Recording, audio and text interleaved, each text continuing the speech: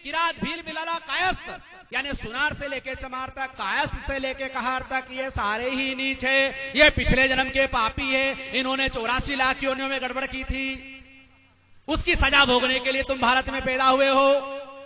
England, America, Germany, Japan, रूस, France में ना तो ब्राह्मण है, ना क्षत्रिय, ना वैश्य, ना कोई नाई धोबी कुमार है। वहां सब लोग गड्ढमड्ढे, सब भाईचारे से रहता है। वहां पे भगवान ने ऊंची नीची पेड़ी नहीं बनाई। भगवान को बस चले तो सिर्फ भारत में चले। हेलो, भगवान की दादागिरी चली तो यही चली। आगे व्यास स्मृति में लिखा है, आविरा कुरुणा लोत्रा केवर्ता चना पिता पंचशूद्रो प्रशंसता षष्ठो विदु सेवका।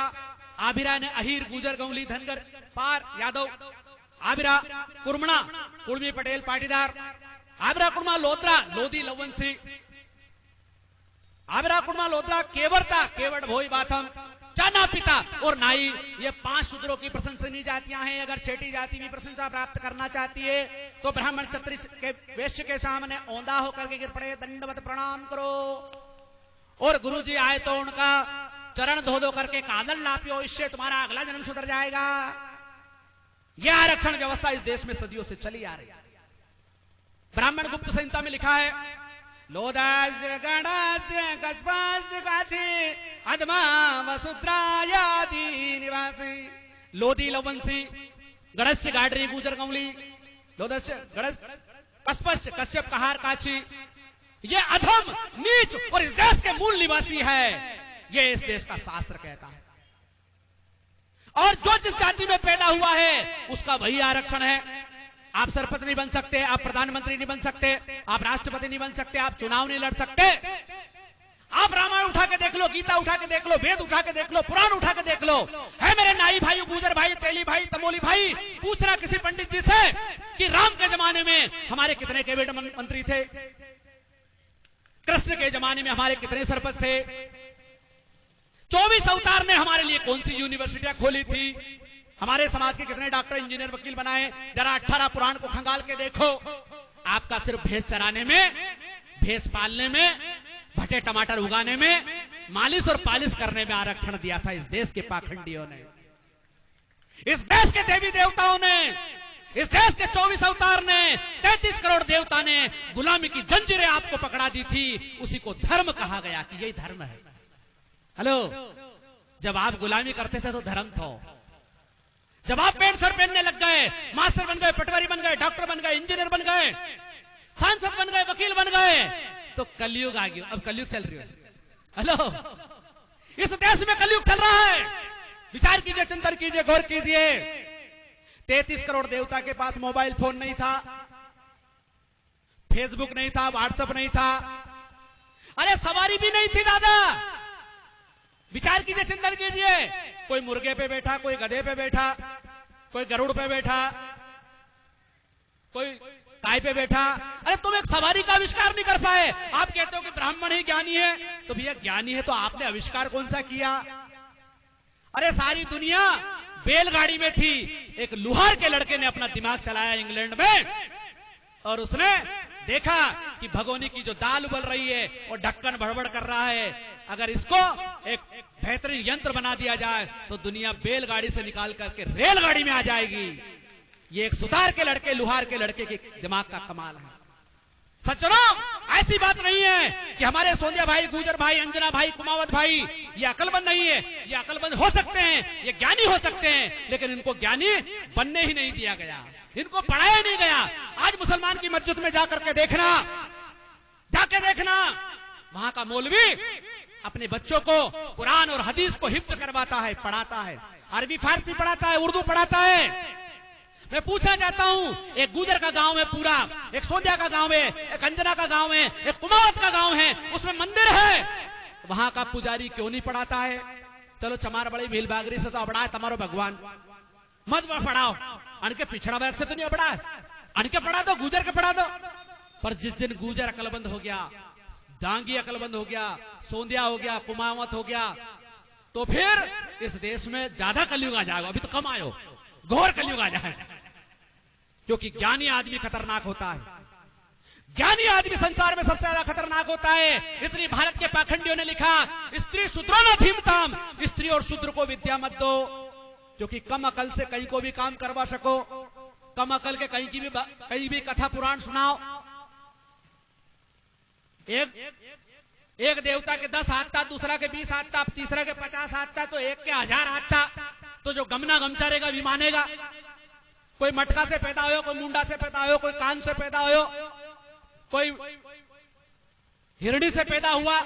ऐसी जो कथा है, इन कथाओं को कब मानोगे? जब ढांडा होगा, गमना होगा, गमचार होगा, अनपढ़ होगा। पढ़े लिखे हो जाएगा तो आदमी तर्क करेगा, चिंतन करेगा, मनन करेगा, विचार करेगा। इसलिए इस देश की जनता को गमना और गमचा रखा गया। आज बहुत सारे लोग कहते हैं सब आरक्षण गलत है, आरक्षण आर्थिक आधार पर होना चाहिए। अरे सदियों से जो तुमने आरक्षण बनाया, इससे देश कैसे बर्बाद हुआ वो मैं बता दूं आपको। जब ब्राह्मण ही पढ़ा लिखा था तो उसने छत्री को भी ढंग से नहीं पढ़ाया, क्योंकि छत्री भी अकलमंद हो गया तो अपना छत्री पर खेर दोगे। हेलो, जब बुद्ध नाम का छत्री ज्ञानी हुआ, उसने अपना अलग धर्म बना लिया। जब महावीर नाम का ज्ञानी हुआ छत्री, उसने अपना जैन धर्म बना लिया। जब कबीर नाम का ज्ञानी हुआ तो उसने अपना अलग पंथ बनाया। भारत में जब जब कोई ज्ञानी हुआ है SC ST OBC में, या छत्री भी ज्ञानी बनेगा तो वो अपना अलग सिस्टम बनाएगा। क्यों? क्योंकि वेद पुराण की जो पुराना सिस्टम है वो गलत है। और उस सिस्टम में, वो सिस्टम क्या है? भगवान ने ऊंची नीची पेड़ी बनाई है, सब अपनी पेड़ी पे बैठा रहो, जूता खाता रहो, जूता देता रहो, इससे अगला जन्म सुधर जाएगा। ब्राह्मण ज्ञानी बनेगा, छत्री का काम है लटा पटा मनक घटा। अच्छा, छत्री को क्या आरक्षण दिया? छत्री को यह आरक्षण नहीं है कि वो पूरी दुनिया की यात्रा करे, पूरी दुनिया में जाकर के राज करे। आपने देखा होगा इस देश के छत्रियों ने अगर मारा है तो किसको मारा? चमार बड़ी भील बागरी बरगुंडा नाई धोबी तेली तंबोली, इनकी बारात रोकी। हेलो, बारात भी रोकी तो कहा मरिया मराए के मारे। हेलो, मरिया मराए के। अरे दुनिया में राज करना था ना तुम्हें, 7 समुद्र पार से अंग्रेज आ गए, पूरी दुनिया में राज किया, और तुम यही लटा पटा बेटा मना गठा में लगा दिया। तुम्हारी ताकत यहाँ की यही लगी। तुम्हारी जिंदगी का मकसद क्या बनाया? हमारे जैसे पाखंडियों ने, धर्म के ठेकेदारों ने क्या कहा? छत्री को काम है नीची जाति को तपाओ, सोंदिया गुजर दांगी यादव माड़ी तेली तमोली, ये नाई धोबी, इनको अपनी जाति को काम कराओ, नहीं करे तो मारो। ये तो बाफड़ा अंग्रेज अच्छा आ गया जो ये सारा सिस्टम बदल दिया।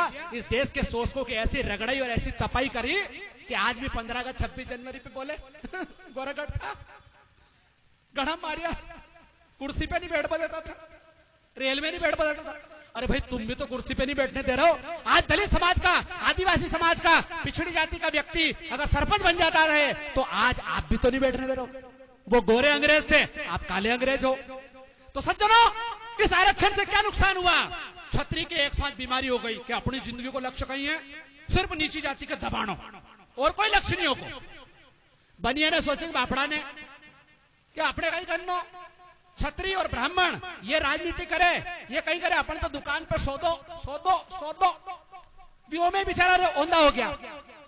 आज को पता होना चाहिए सज्जनों, अंग्रेज जब नहीं आए थे, एक भी बनिया समाज का आदमी बहुत बड़ा ज्ञानी नहीं बना, एक भी इतना बड़ा कवि, इतना बड़ा साहित्यकार नहीं हुआ, एक भी बनिया बहुत बड़ा ज्ञानी, बहुत बड़ा विद्वान और बहुत बड़े तलवारबाज नहीं हो पाया। क्यों? क्योंकि जेको काम जेके साजे और करे तो डींगा बाजे। जो जिस जाति में पैदा हुआ उसको वैसा ही रहना है। सज्जनों, आज से 2500 साल पहले भगवान गौतम बुद्ध ने इस व्यवस्था के खिलाफ आंदोलन चलाया। उनने कहा सब मनुष्य बराबर है, सबको पढ़ने लिखने का अधिकार होना चाहिए, सबको अपना मर्जी का व्यवसाय करने का अधिकार होना चाहिए। नाई समाज के आदमी को महापंडित बना दिया। किसने? बुद्ध ने। सुजाता नाम के अहिर समाज की, गुर्जर समाज की लड़की ने उनको खीर खिलाई और उनको बुद्धत्व की प्राप्ति हुई। और बुद्धत्व की प्राप्ति में यह हुआ कि सब मनुष्य समान है और सबको अपनी मर्जी रुचि के हिसाब से इस जन्म में विकास करने का अधिकार है। स्वामी विवेकानंद अपने प्रवचन में कहते हैं, जो धर्म यह कहता है कि तुम्हारा अगले जन्म में तुम्हें अधिकार मिलेंगे, अगले जन्म में रोटी मिलेगी, अगले जन्म में तुम्हारा उद्धार होगा, वो धर्म नहीं अधर्म है। किसने देखा अगले जन्म में? इस जन्म में तुम गुलगुला खा रहे हो, इस जन्म में कमर तुम्हारी कमरे जैसी हो रही है, इस जन्म में तुम मारुति कार से उठी एसी से बाहर नहीं निकल रहे हो, और हमें कह रहे हो कि तुम्हारा अगलो जन्म सुधारो। अच्छा, हमारो अगलो जन्म सुधारा, वो तमाणी जन्म में ही पूरा भारत के खजाओ, पूरा देश को बर्बाद कर दो। तो सज्जनों, इस आरक्षण के खिलाफ जो जातिवादी था, कबीर ने, रविदास ने आंदोलन चलाया और कहा, रविदास ब्राह्मण मत पूजे जब होवे गुणहीन, पूजे चरण चंडाल के जब होवे गुण प्रवीण।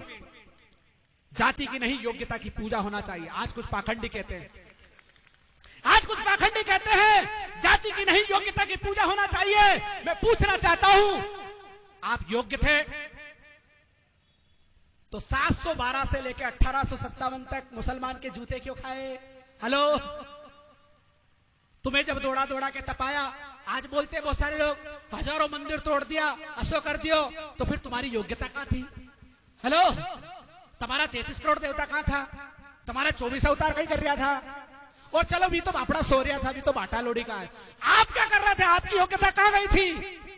जब 1857 से लेकर 1947 तक अंग्रेजों ने तुम्हारी रगड़ाई की, उस समय तुम्हारी योग्यता और बहादुरी कहां थी? विचार कीजिए, चिंतन कीजिए। योग्यता किसी बाप की बपोती नहीं होती है, किसी जाति वर्ग की बपोती नहीं होती है, कोई जन्म से योग्य और अयोग्य नहीं होता है। सज्जनों, आदमी को 3 चीज से योग्य बनता है, एनवायरमेंट, एजुकेशन एंड एक्सपीरियंस। 3 चीजों से आदमी योग्य बन जाता है, चाहे वो किसी भी जाति वर्ग संप्रदाय का हो। एनवायरमेंट, जैसा आपका वातावरण होगा वैसा आदमी हो जाता है, जैसा आपका अनुभव होगा और जैसा एजुकेशन सिस्टम होगा। जब सदियों से आपने इंसान को पढ़ने ही नहीं दिया तो वो योग्य कहां से बने?